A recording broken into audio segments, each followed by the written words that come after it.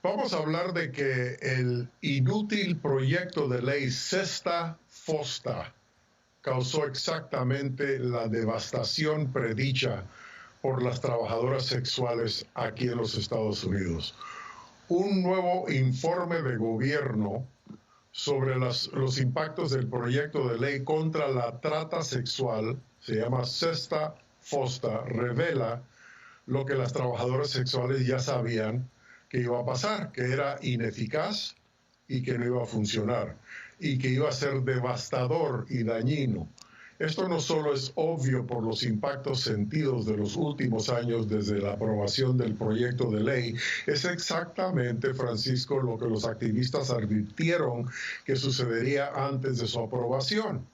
El informe de la Oficina de Responsabilidad del Gobierno de esta semana concluye que Sesta Fosta se ha utilizado una sola vez en un enjuiciamiento por tráfico sexual en contra del supuesto objetivo del proyecto de ley de responsabilizar penalmente a los sitios web por facilitar el tráfico sexual.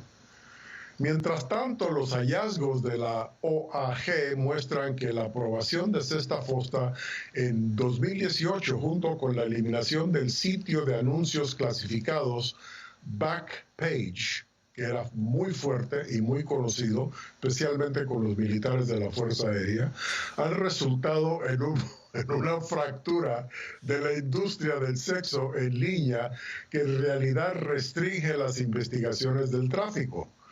Radio Labio, provocativa e inteligente, la voz de los hispanos en los Estados Unidos que se dedica a producir programas que ayuda a todo latino a lograr igualdad y entender cómo la política, las finanzas y la sociedad afectan las vidas de los latinos donde sea que se encuentren. Estamos hablando a calzón quitado. Yo soy Juan Andrés con Francisco Maldonado. Francisco, ¿cómo estás? Excelente, Juan Andrés. I'm gearing up for the debate. Ah, qué bueno, Me qué estoy bueno. alistando para que debatamos este tema. Sí, está interesante. Bueno, para darte un poquito más, fue todo lo que anticipamos, dice una vocera del colectivo Reframe Health y Justicia al leer el informe. Fue todo lo que intentamos dejarle saber al Congreso, que lástima a las trabajadoras sexuales y ayuda honestamente a los traficantes, no nos ayuda a nosotros para nada. Entre los daños obvios que anticiparon los activistas es que habría una desestabilización masiva en la industria del sexo, que la gente se iba a mudar a otros sitios y que iba a ser más difícil poder comunicarse y que iba a ser más difícil identificar a las personas que necesitan ayuda. Ahora aquí viene el informe que lo confirma. Los compradores y vendedores se mudaron a otras plataformas en línea y el mercado está fragmentado. Los operadores de sitio web cerraron o suspendieron sus operaciones en los Estados Unidos y se trasladaron al extranjero y siguen con la misma cosa. El mercado aumenta los desafíos ya existentes que enfrentan las fuerzas de orden a la hora de reunir pistas y pruebas, dice el informe. Las trabajadoras sexuales son esenciales para mantener a soldados satisfechos, Francisco. Tú sabes, no hay ni que darle vuelta, la cual ayuda a enfrentar los retos. Esta guerra entre lo lógico y lo espiritual, ¿qué es lo que está pasando aquí?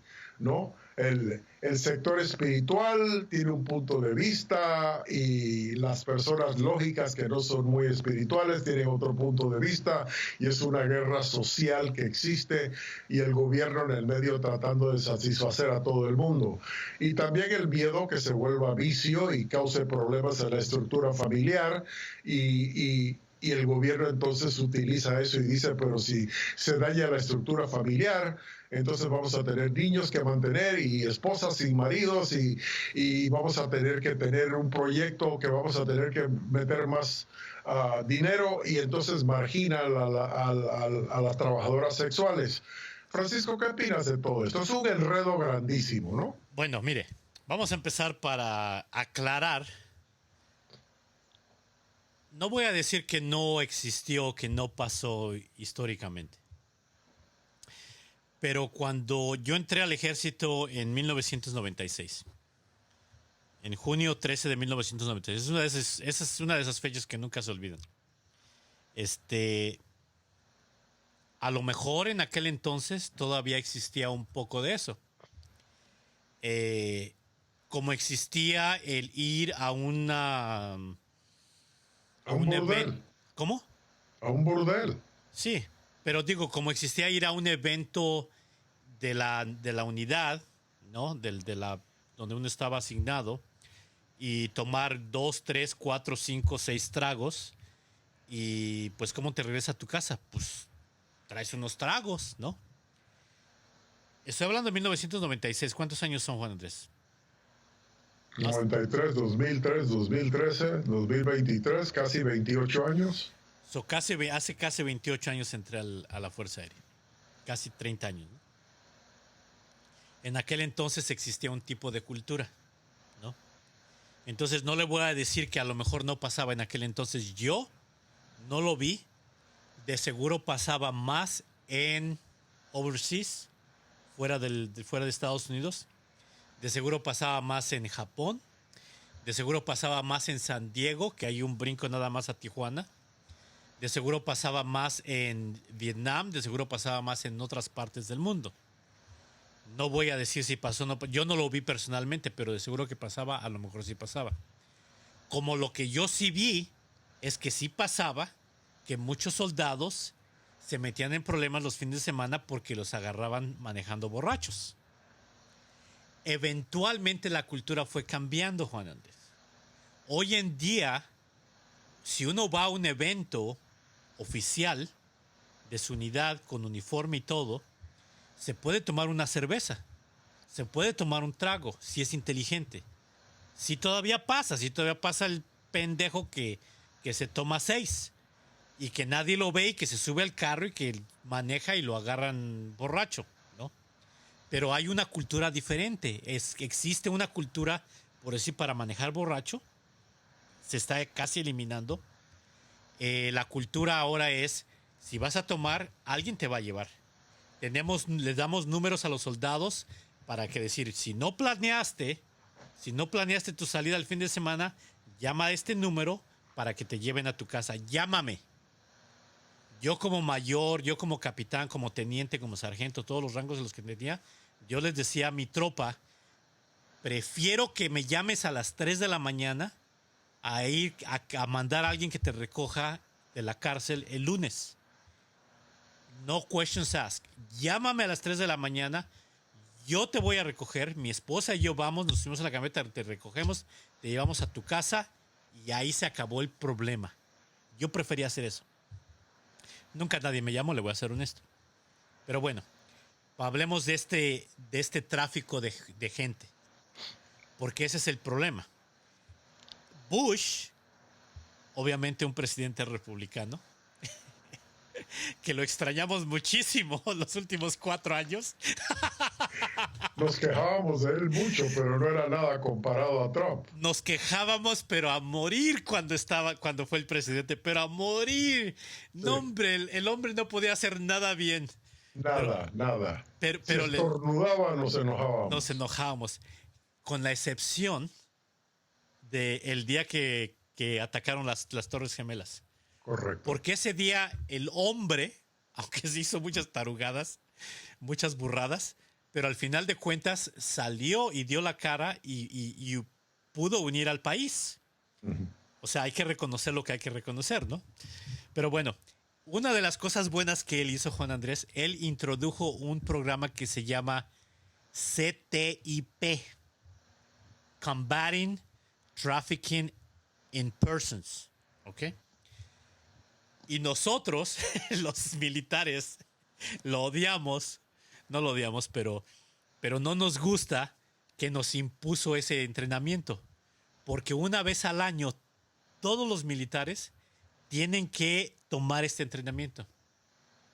Y el entrenamiento se refiere a identificar cuando uno va a un burdel, cuando uno va a una cantina, cuando uno va a un lugar, especialmente en otro país, overseas, y reconocer que la gente que está, las trabajadoras sexuales de ese lugar puede hacer que sean personas traficadas.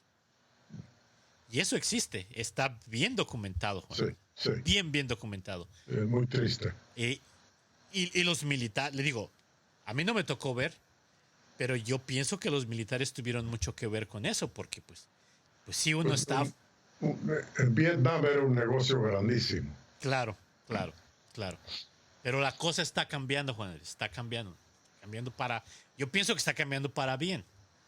Porque al final de cuentas, la mayor parte, y se lo digo con el corazón en la mano, Juan Andrés, la mayor parte de la gente que hemos servido en las Fuerzas Armadas de Estados Unidos, y me atrevo a decir de cualquier país civilizado, lo hacemos con amor, lo hacemos con dedicación y estamos muy orgullosos de nuestro servicio.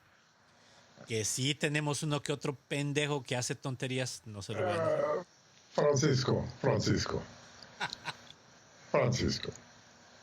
Tijuana queda al otro lado de la frontera. San Diego está lleno de militares. Hasta el copete.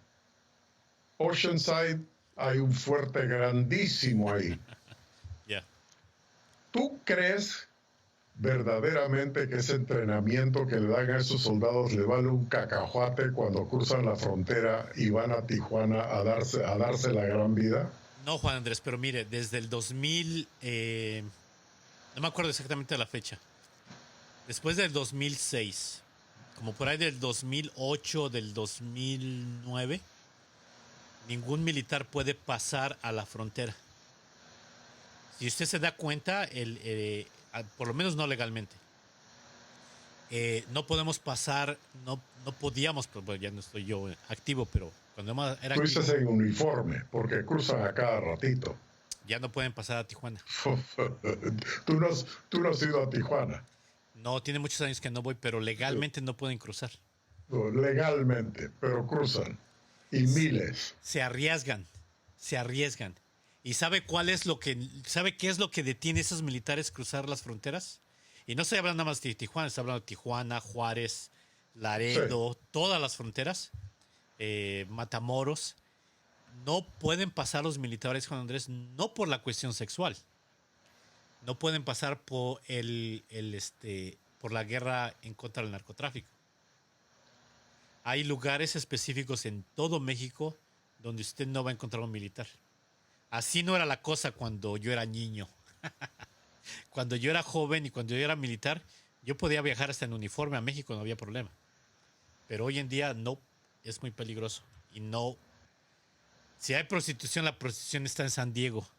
Si hay prostitución, está en Oceanside, está en Los Ángeles, está en Orange County. Pero los soldados no pueden pasar. Bueno, voy a ir un día de estos a Tijuana y lo voy a llevar a la... ¿Cómo se llama esa calle tan famosa ahí, Juan Andrés? Yo cuando paso Tijuana, yo paso volado para llegar a la frontera.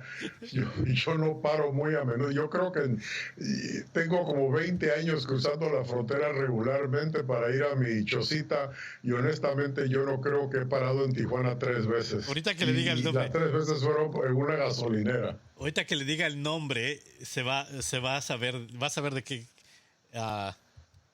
qué calle le hablo, porque es una calle específica donde está toda la procesión, Revolución. Ah, bueno, pero esa es la calle principal de Tijuana, la Revolución. No, pero hay otra, espéreme. Ahorita se lo digo. Dele. Sígale con su tema. No, pues ya te dije lo que estaba diciendo, ¿no? Que todavía cruzan. No cruzan, no creo que crucen. No creo que crucen. Porque a menos de que sean muy testarudos, que sí los hay. Pero mire, cuando yo vivía en Los Ángeles hay, especialmente para la gente joven, hay 2 playgrounds. Hay 2 lugares a divertirse. O uno se va el fin de semana a Las Vegas, ¿no? O uno se va a Ensenada o a Rosarito, ¿no? Eso era muy común. Todavía lo es. Bueno. Nada ha cambiado. nos íbamos con Pancho del Rancho. Nos íbamos de Radio Labio, y fíjese. Nos íbamos Pancho del Rancho, Francisco, el que trabajaba en el LA Times. Oh, sí. El reportero. El reportero. Pancho del Rancho, el otro Francisco y yo. y David. Nos íbamos los cuatro, agarrábamos un hotel ahí en Fiesta Americana en Rosarito, Juan Andrés. Salíamos el viernes y regresábamos el lunes en la mañana como cucarachas. Te creo. Fumigados. Apenas si llegamos al elevador a hacer las noticias y hacer los programas. Pero bueno, a lo mejor los civiles sí lo hacen todavía. A lo mejor habrá un testarudo que no le importa, porque hay gente en el ejército que hace drogas y hace cosas así. Pues porque se sale con la suya, pero que eso sea el estándar, que eso sea la medida, no.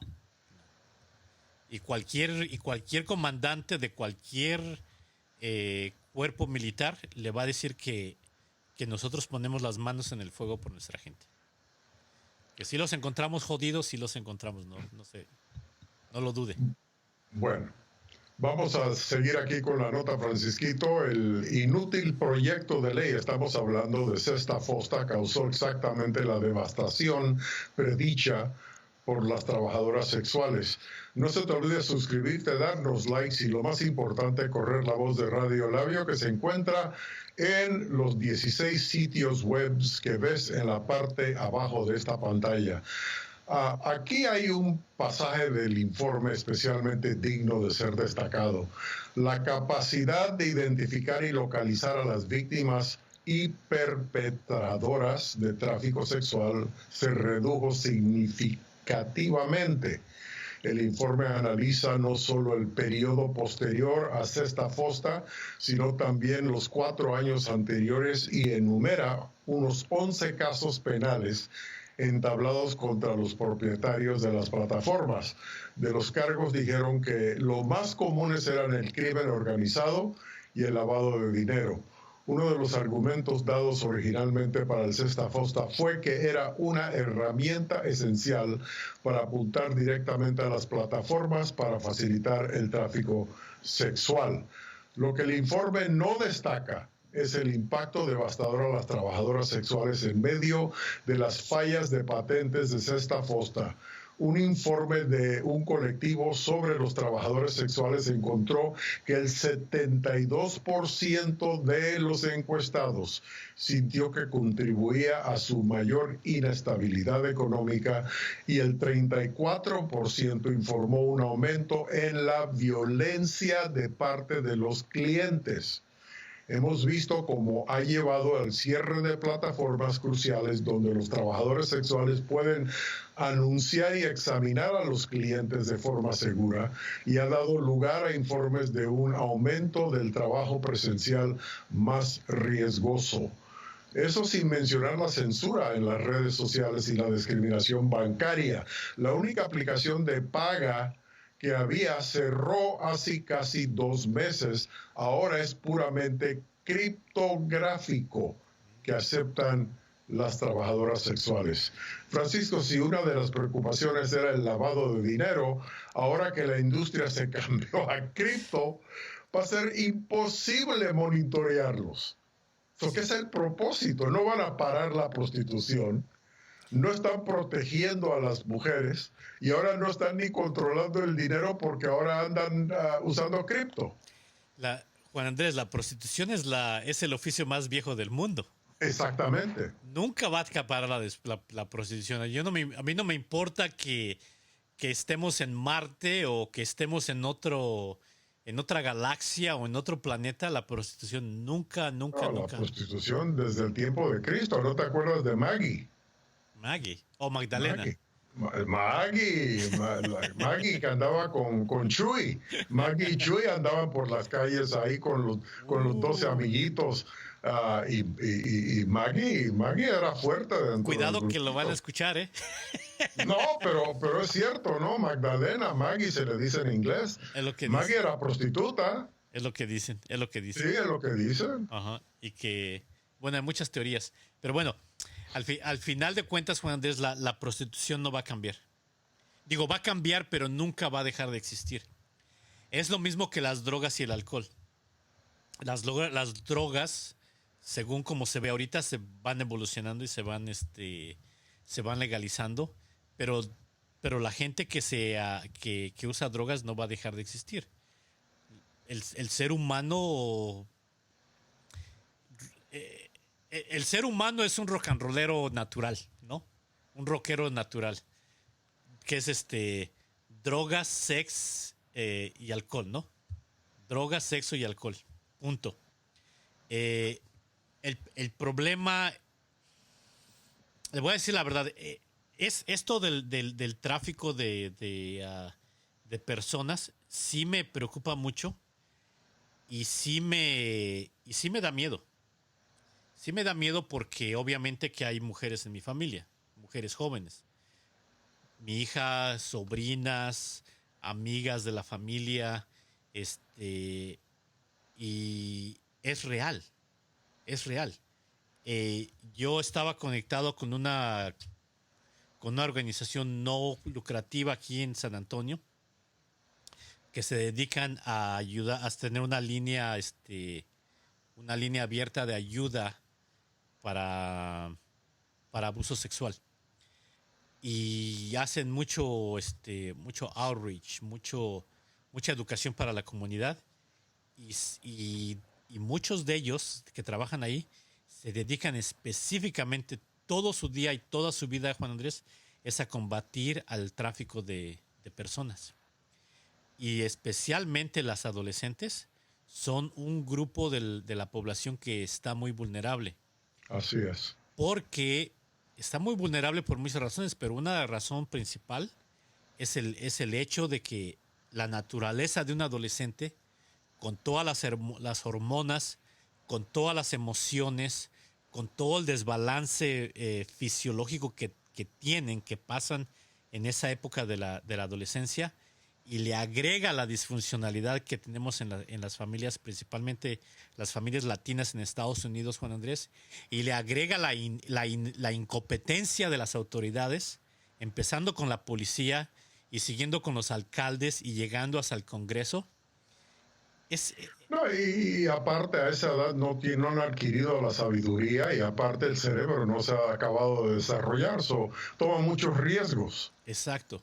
Y no solamente son mujeres, la mayoría son mujeres, pero también hay hombres. No, pero hay hombres también. Hay hombres, hay jovencitos, muchos de ellos son homosexuales, algunos no serán, pero de la manera como operan estas pandillas, Juan Andrés, es los drogan, les hacen que consuman droga hasta que se envician a la droga.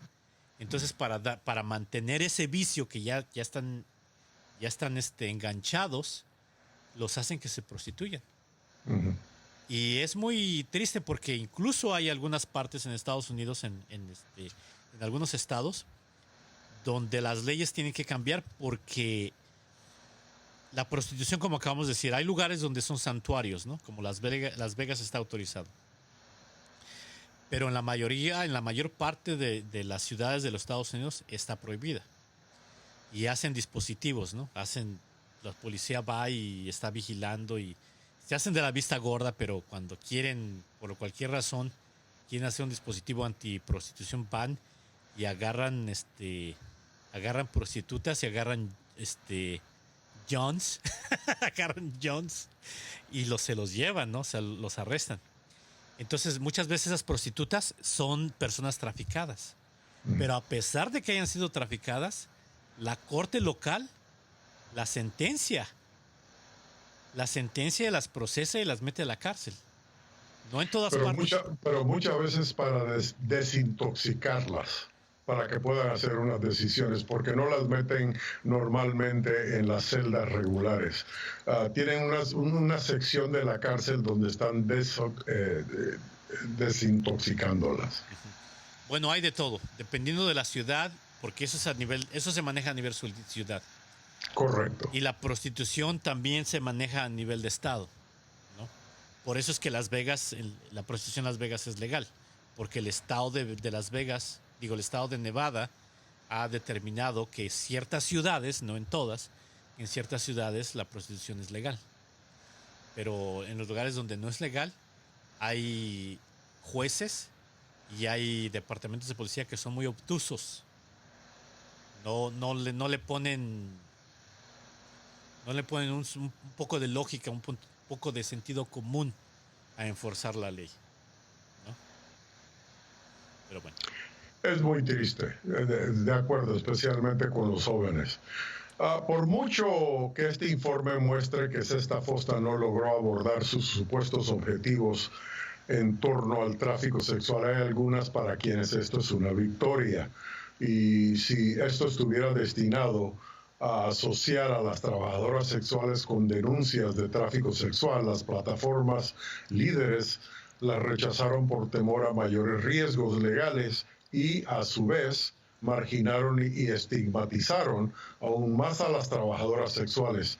Fue un éxito tremendo en cuanto a eso, dice una vocera de la industria. Y se ha señalado también, Francisco, que varias organizaciones abolicionistas, hay absolutamente personas donde la desestabilización del comercio sexual lo empuja más clandestinamente, invisiblemente, a desaparecer y no encontrar a las trabajadoras sexuales. Pero Francisco, como mencionamos, la profesión es vieja, en la historia humana no va a desaparecer. Como te digo, pues todo el mundo sabe el cuento de Chu y Maggie, y eso pues uno lo aprende desde chavalito. Y creo que tarde o temprano van a tener, yo personalmente creo que van a tener que legalizar la prostitución, porque así lo pueden regular y a la misma vez pueden controlarlo. Parte del problema es ese pleito, igual que la homosexualidad, entre lo espiritual y lo lógico, ¿no? Están las religiones preocupadas por las consecuencias de la prostitución y el riesgo que toma uno en que desbarate, yo dudo que desbarate familias, porque en Latinoamérica dicen que la prostitución es ilegal, pero hay prostitución por todos lados y yo no veo que las familias han desaparecido. Ahí están bien firmes. Conste que la familia hispana, con todos sus defectos, es una de las más fuertes culturales alrededor del mundo, y la prostitución no creo que ha causado un problema grande en ese respecto. Yo no creo que el argumento que usan aquí las religiones en los Estados Unidos, no creo que llegue a esos niveles. Y creo que tarde o temprano, como la marihuana, van a tener que legalizarlo, porque al hacer eso van a poder entonces usar muchas más armas para proteger a estas chavalas traficadas, que dejarlo todo escondido. Es muy triste. Bueno, Francisco, te doy la última palabra y el cierre. Gracias, Juan Andrés. Hay experimentos a nivel mundial que han funcionado, aunque hace mucho no leí. Hace poco tiempo leí un artículo acerca de la prostitución en Ámsterdam, en Holanda. En Holanda, sí. En Holanda, aparentemente en Holanda, pero yo creo que tenía que ver algo con la pandemia. Nunca he estado en Ámsterdam, pero yo sé que hay partes de esa ciudad donde hay unos, no son burdeles, son como casas de prostitución, donde están las prostitutas en un como escaparate, y ahí están recibiendo a los clientes y viéndolo, y usted dice, a ver, bueno, me voy a tomar una de chocolate y una de vainilla, y ya va, y todo está muy regularizado, todo está muy controlado, supuestamente muy sanitario. Y pero parece que estuvieron en problemas durante la pandemia, porque pues no tenían el mismo número de clientes, porque la gente no quería ir. Pero bueno, Pero mi hermana vivió en Holanda por muchos años. Se casó con un judío ortodoxo holandés Ajá. y vivían en Ámsterdam. Pero básicamente ellos no, cuando los holandeses no, eso es para lo que el sector que tú mencionas es más bien un sector Turistas, turístico. sí. Es como las calles en Tijuana. La gente que vive en México no anda por esas barreras son para los turistas Ujú. y es lo mismo lo de Ámsterdam, ¿no? Hay sectores, pero sí está legalizado. Y lo bueno con eso es que regularmente los doctores del gobierno las visitan y aseguran que no vayan a infectar o causarle daño a sus clientes. Lo tienen muy organizado en ese sentido, porque saben que no lo van a desaparecer y son mejores regularlo y controlarlo, Ujú. que es lo que está pasando con la marihuana. Y pienso que va a seguir pasando en Estados Unidos. Pienso que va a seguir pasando en Estados Unidos. Eh, no sé qué tan efectivos sean los controles, porque ese es un problema que tenemos en Estados Unidos. Por lo menos la mitad de nosotros no creemos en el gobierno y la otra mitad medio cree, porque el gobierno es muy malo para ejecutar cualquier cosa, ¿no? Mm. Pero bueno, ojalá que se resuelva. Eh, si alguien tiene que hacer lo que tiene que hacer para hacer dinero, pues que lo haga. El, obviamente el mayor problema que existe es para la gente que lo está haciendo en línea, que están tratando de... que digo, es muy fácil, ¿no? O sea, es fácil. Hay jovencitas que pagan su universidad Ujú. haciendo eso. Sí. Digo, O bailando en... y no son esclavas sexuales. Lo hacen porque les conviene. Sí, exactamente. Hay otra modalidad, incluso estaba pensando hacer un programa acerca de las sugar babies. Ujú. Sugar babies, que quiere decir que hay jovencitas de las universidades que se meten en una aplicación y pueden ofrecerse en un A los trato, sugar daddies. en un A los trato, sugar daddies. ajá, en un trato para una persona mayor que tenga Ujú. posibilidades económicas Ujú. y les va bien, ¿no? Sí. Pero bueno, usted escucha Hablando a Calzón Quitado aquí en Radio Labio Provocativa Inteligente, aquí con el señor Juan Andrés de Jacet. Mi nombre es Francisco Maldonado. No se olvide de suscribirse, comparta este programa, dele like, mándeselo a sus amigas por Facebook y por WhatsApp y y suscríbase y comparta. Ya regresamos.